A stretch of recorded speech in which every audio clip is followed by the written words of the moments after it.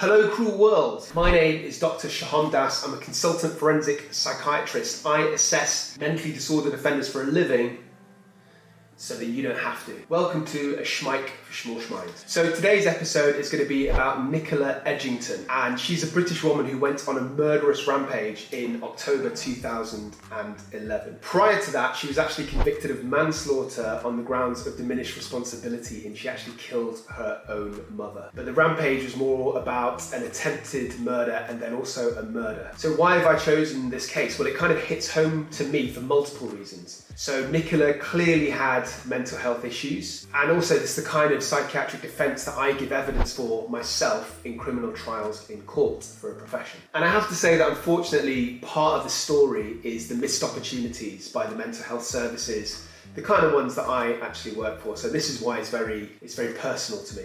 So I'm going to guide you through the psychoanalysis and insights. I educate while you remonstrate. No, while you vegetate. So what was Nicola's background? Why was she released after only 3 years after killing her mother? What was the context of her killing spree when she attempted to kill strangers? These are all the questions I'm going to answer and more in this very episode. Sit back, relax, enjoy. So Nicola Edgington was born on the 9th of September 1980, which by a weird coincidence actually means that I'm making this very video on her 41st birthday. So happy birthday, I guess. Her school was in Sussex, so for those of our foreign viewers, that's a county in the south of England. It's home to the wonky-eyed Sri Lankan comedian Ramesh Ranganathan, and also home to, or the birthplace of the second best Beatle, an ex-husband to veggie sausage mogul, Sir Paul McCartney, and twat Piers Morgan. So Nicola actually had a very tragic backstory. She told police that she was abused by her father when she was younger, and she also kind of came in and out of care homes. She worked in a few menial jobs. She worked as a hairdresser, as a shop assistant, and also a saleswoman. And at the age of 17, she miscarried twins after being punched in the stomach by a violent boyfriend. And then later she gave birth to a son who was 3 months premature. And then another boyfriend took that kid away, and that boyfriend was a drug dealer. Another time she had a son who her mother helped look after, and that son was taken into foster care and then later taken to Jamaica, which is where the father was from.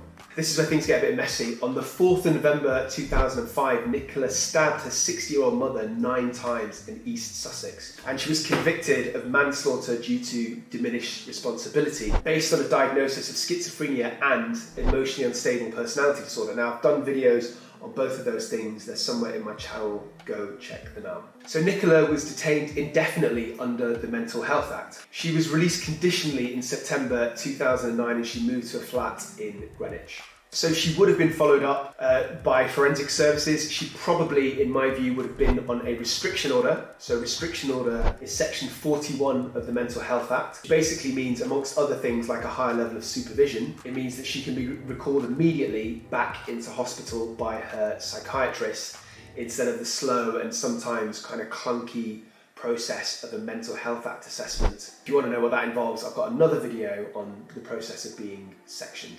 And finally, I've got another video which I've released recently about one of my most shocking cases in my career, a young girl called Yasmin. This is very similar in some ways because Yasmin was also on a restriction order. I've gone into more detail about that on that video. Go check it out. What is not guilty by reason of insanity? Well, hopefully you've been paying attention, and if you had, you will know that it's the defence for any offence, and it exonerates that person. So in the eyes of the law, they are not guilty. And in a case like this, or what actually happened for Nicola, she got diminished responsibility. So again, if you're paying attention, you will know that diminished responsibility is only for murder, and it downgrades murder into manslaughter. With murder, there's a mandatory life sentence, and the judge has no say, it has to be a life sentence. Whereas with manslaughter, it's at the judge's discretion, so they can decide what they think is the most appropriate punishment. So Nicola was sentenced in October 2006, and she was released conditionally in September 2009. So that means that she was only in hospital for 3 years. And arguably, you could say that's not very long, especially considering the horrific nature of her crime. But my response to that would be that unlike hospital forensic units, like ones where I work, are not for punishment, but they're for rehabilitation. So the length of time is actually very variable. Theoretically speaking, if somebody responds really well to their antipsychotic medication, if they don't breach or push boundaries on the ward, if they're not like aggressive to the other peers, if there's no like arguments with staff, if they engage in rehabilitation, if their leave goes well, if all of these things are happening and they're progressing well, then there's no reason to keep them indefinitely. Right, let's move on. What was the context of the killing and the attempted killing of strangers? So in September 2011, Nicola sent a message to her brother via Facebook, and she said that she was not getting the help that she needed, that she missed her mother, and also told him that she had a miscarriage. And her brother's reply was that she killed her mother, he found the body, the miscarriage was good news, and that she should kill herself by cutting her wrists. So with siblings like these, who needs enemies? Prior to the attack, Nicola actually actively sought help. So she looked towards the controversial Universal Church of the Kingdom of God. And this has its headquarters in Brazil. And it's had lots of accusations of like cult-like illegal activity, of corruption, money laundering, and even witchcraft, as well as intolerance to other religions, which doesn't seem very universal to me. To be fair, no paedophilia allegations, so they've got a while before they can catch up with the Catholic Church. One major controversy with this particular church is the murder of Victoria Klimby. So she was an 8-year-old child who just had a horrendous kind of death. She died from abuse and she died from neglect.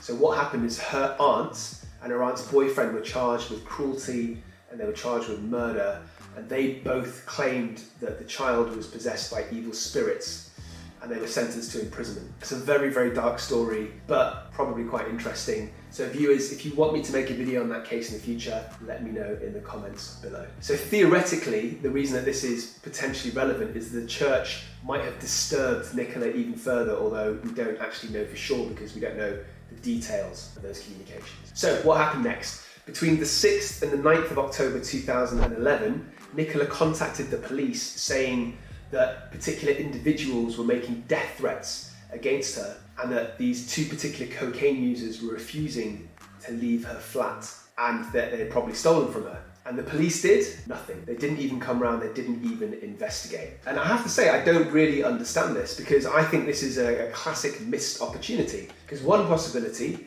is that these were paranoid ideas that Nicola was having and that weren't based in reality. And if they came and assessed her, then they could have picked that up earlier, could have prevented the kind of catastrophic events. Or it could have been correct. There could have been death threats, there could have been people refusing to leave. And I think that's pretty serious. I don't think that's something that the police can ignore or should ignore. So on the 10th of December 2011, the day of her rampage, Nicola pleaded numerous times that she wanted to be physically detained and she thought she was having a psychotic breakdown.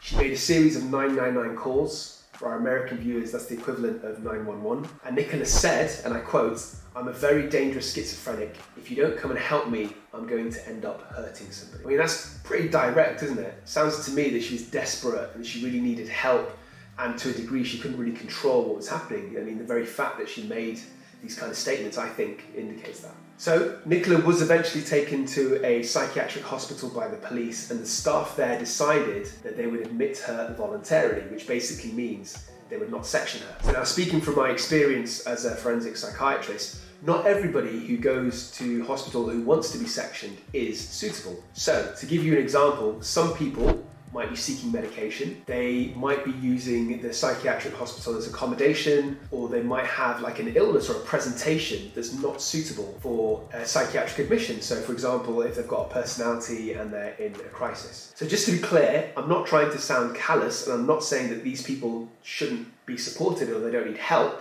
What I'm saying is that it doesn't necessarily mean that a psychiatric hospital is the right place for them, because there's always a shortage of beds. I'm sure I've bitched about that in other videos. So if somebody's admitted in those circumstances, then it means they're taking up a space for somebody who actually might need it. So I guess what I'm trying to say is generally speaking, it's not as straightforward as somebody saying they want to be sectioned. There's a whole process, a whole detailed assessment that needs to be done. But having said all that, in my view, Nicola clearly did need admission at this particular time. So she's saying that she's breaking down and she has an established psychotic disorder. And crucially, this is the important bit, she's got such a dangerous past history.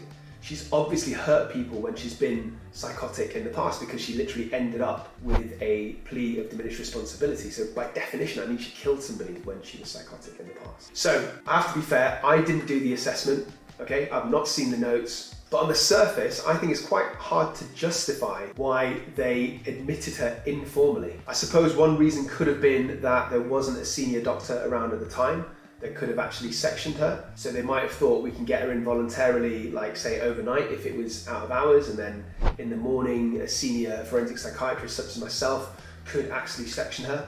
I suppose it kind of depends on the situation. For example, there could have only been junior psychiatrists on call who are not Section 12 approved, which means they don't have the power to detain somebody. But anyway, later on that same morning, on the 10th of October 2011, staff were waiting to change shift, and they're also going through the process of admitting Nicola to hospital. And that can be quite a complex, and it can be quite a slow process. There's lots of paperwork. You have to do like basic observations like blood pressure and pulse. You have to speak to the next of kin.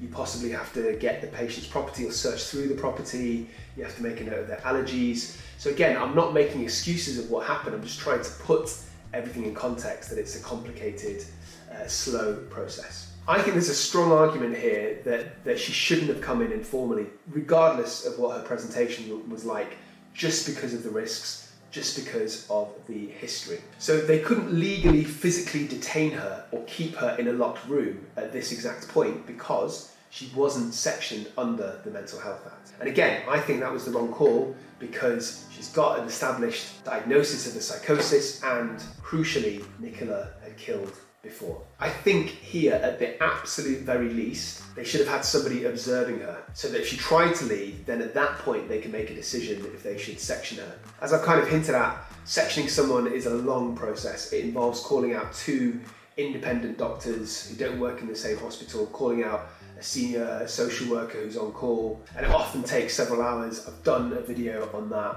about sectioning people. Have I already mentioned that? Actually, I really can't remember. Okay, trigger warning, folks. This is where it gets a bit gory.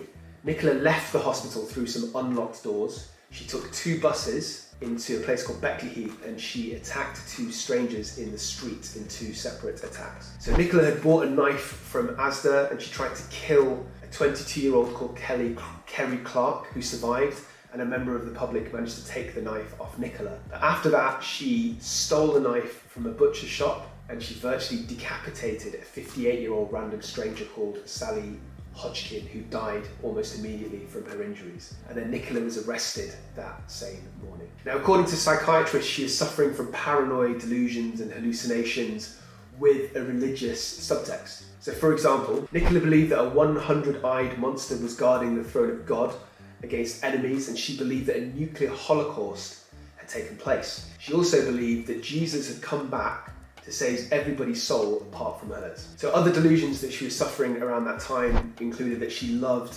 Osama bin Laden, that she wanted to bear his child, and also she was reportedly too paranoid to even take a shower because she was scared that she would be stabbed, like the scene in that horror movie Psycho.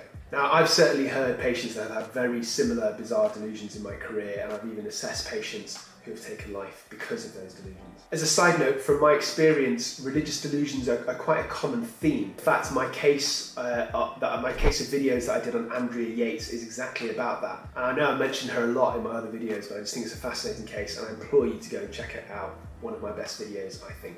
So back to Nicola. In February 2013, there was a trial at the Old Bailey, and she was convicted of attempted murder, and then she was jailed with a life sentence with a minimum of 37 years. So very briefly, if you don't know, that means that she has to spend a minimum of 37 years in prison, and at that point, she potentially might be able to leave if she can convince a parole board that her risks have decreased. I've done another video on how parole boards make that decision, and it's about Colin Pitchfork, who's a vile man who sexually assaulted and killed two young girls and was released recently on parole. It's a big hoo-ha, big controversy in the papers here in the UK. So what I'm trying to say is that life sentence doesn't mean life in prison. It means that you're under probation, you're under observation for your life, but there's a minimum amount called a tariff. So why did the judge come to this conclusion when she previously had diminished responsibility? The judge said that even though she suffered from schizophrenia, She also had borderline personality disorder, and that was the overriding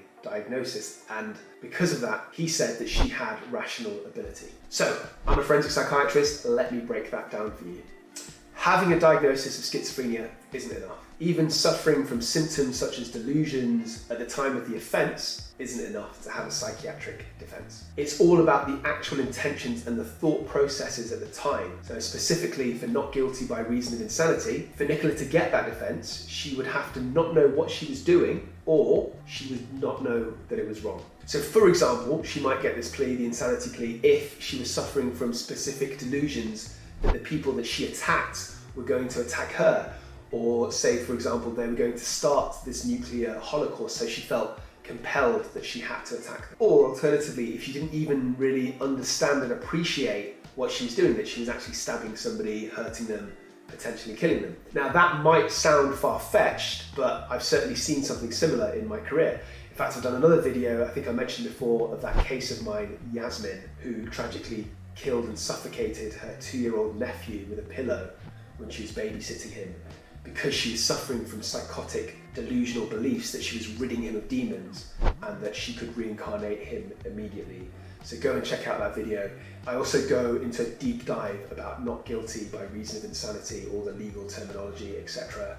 You've got to check it out. So I want to categorically state that I cannot make a definitive judgment call about whether Nicola should have the insanity plea, not guilty by insanity, because I've not seen her in person. But on the surface, from the information that I have, it does seem that maybe on balance she would have that psychiatric diagnosis given her delusion. So of course that doesn't mean that, she's just released. There are consequences. It means that she will be transferred to a psychiatric unit for long-term rehabilitation rather than prison. Having said that, there are psychiatric services in prison. In fact, I used to run a clinic in a female prison for a couple of years. See my other video series about mental illness in prison if you want more detail. But it goes without saying that the intensity and the resources in prison are nowhere near as high as what you have in a secure forensic unit. So for example, if necessary, you can force medication in a hospital under the Mental Health Act,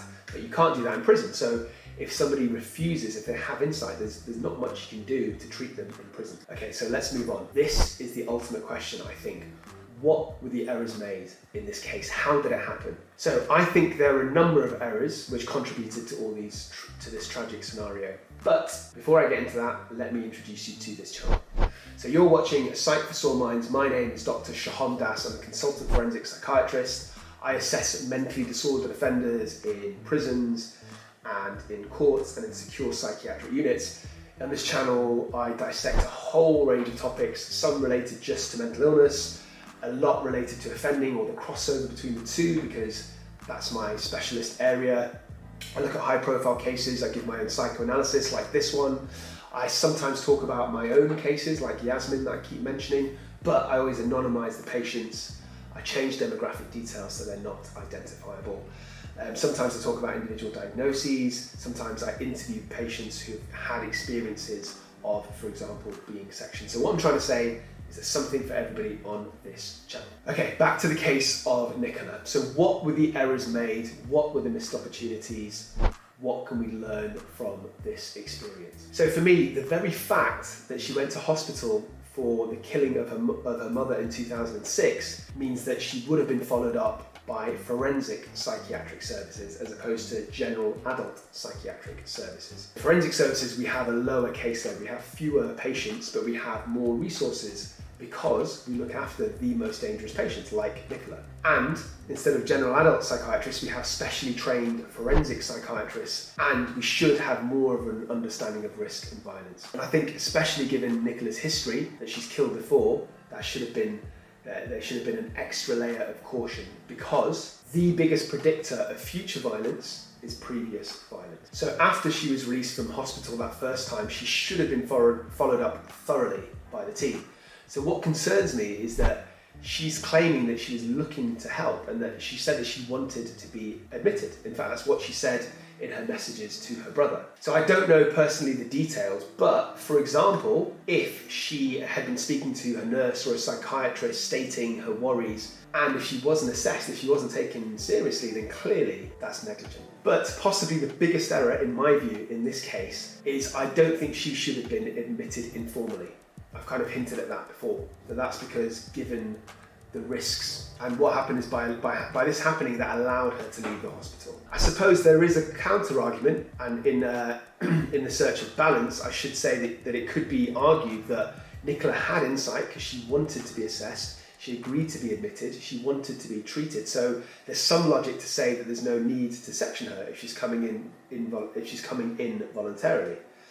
And I suppose the assessors didn't know at the time of assessing her that she would leave in a few hours, which is why I stand by what I said before, which I think is that she should have been observed carefully if she was involuntary. So those are the main mistakes, I think. Before I conclude, I just want to quickly tell you something. If you're a regular viewer, you will know that I'm going to CrimeCon on the 25th and 26th of September, a massive, huge true crime convention coming to London for the first time, massive in the States. You'll hear from podcasters, broadcasters, policemen, investigators, law enforcement agencies. If you're a true crime fan, you have to come. Use the code PSYCH to cut 10% off your tickets. I'll be doing a talk there about 2 real-life cases of people who have murdered their own family members. I'll also be doing a live stream with Esther, and we'll be talking about the Plymouth UK killing. Also, I just wanted to tell you, as I've mentioned a little bit recently, that I've got a book coming out from Sphere Publishing. It's going to be called In Two Minds. It'll be available in spring 2020. The other thing I wanted to say is please subscribe to this channel. If you do, you will never lose your house keys again, guaranteed, or your money back. Okay, so I'm about to conclude this video, and I'm going to do something a little bit different this time. For the conclusion, I'm going to do a psychiatric formulation. So this is how forensic psychiatrists work. It's all about the 4 Ps. If I can talk you through this, and if you understand it, then you're thinking like a forensic psychiatrist, like me, but obviously not as awesome. So number 1, predisposing. What predisposed Nicola to violence and to mental illness? Well, we know she had a very traumatic early life and a childhood. She was possibly exposed to abuse by her father. She had violence from other partners. She had children taken away. And as I've explained in other videos, there's patterns, as we know. People who get abused become violent themselves. And that's a combination of modeling what they see when they're younger, also having this pent-up kind of frustration and anger that they feel they need to discharge, and also just growing up believing that there needs to be a violent power dynamic in all future relationships. So precipitating factors, the next P. So I think the very fact that she was relapsing in terms of her psychiatric illness, the fact that she looked for help in the form of a brother and just got a massive diss in return, the fact that she tried to go to the police and she was dismissed by them, those are all relevant factors. What about her perpetuating factor? So after the event, what are the things that are going to keep her potentially violent? Well, I think one of the biggest factors is the fact that she's not gone to hospital, so she's going to be in prison where the type of rehabilitation and the treatment is far weaker. Finally, the 4th P, protective. What are the protective factors? I have to say this is a hard one, but sadly there doesn't seem to be that much that's protective for her. She doesn't really have a social or a support network that I know of, doesn't have family. I suppose the only protective factor I can think of is that she won't come out of prison for at least another 37 years, which would make her 78 years old at the earliest. I think. So age in itself is a protective factor. Anyway, to finish this video, when I look at this case, it just reminds me of how important it is to have clinicians who make the right decisions, and also to have forensic psychiatric services that work effectively, that follow up patients, that take their deterioration, their concerns seriously. Because if you don't do that, then like in this case, the consequences can be devastating. This is obviously a horrific case, and my heart and my thoughts goes out to the victims and their families. It does seem to me, at least on the surface from what I know, that it could have been prevented. There were, in my view, several red flags. That's it from me. Remember to stay euthymic, and please do not forget, I love you.